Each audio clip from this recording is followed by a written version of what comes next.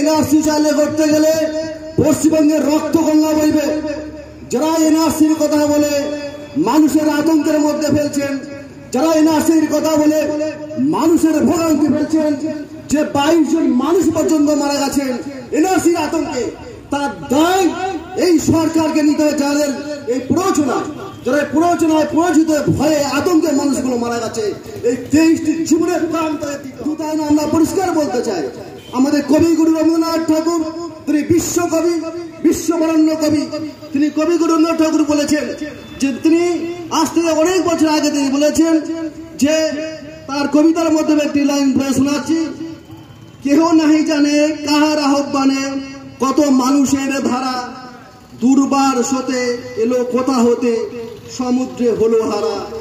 হেথায় আর্য হেথায় অনার্য, দ্রাবিড় চীন সব হুন দল পাঠান, মোগল এক দেহে হলো নীল।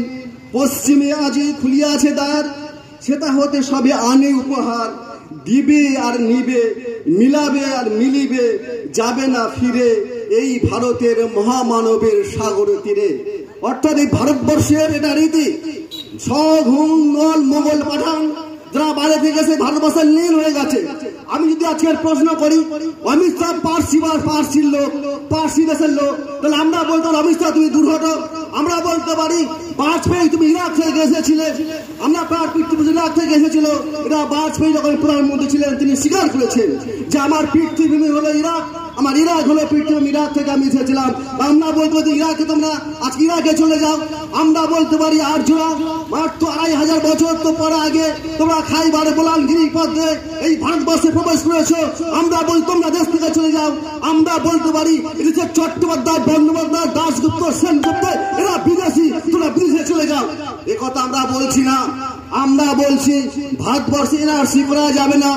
আপনারা বলুন তো, আপনারা যারা ভারতের মানুষরা দাঁড়িয়ে আছে, এই মানুষগুলো যদি নির্বাচন আসে, যদি ভোট আসে, সেই নির্বাচনে কি নির্বাচনের ভোটের প্রার্থী জেতাতে চীন থেকে, পাকিস্তান থেকে, কিংবা জার্মান থেকে, কিংবা আমেরিকা থেকে তারা কি জয়ী করতে আসে প্রার্থীদের?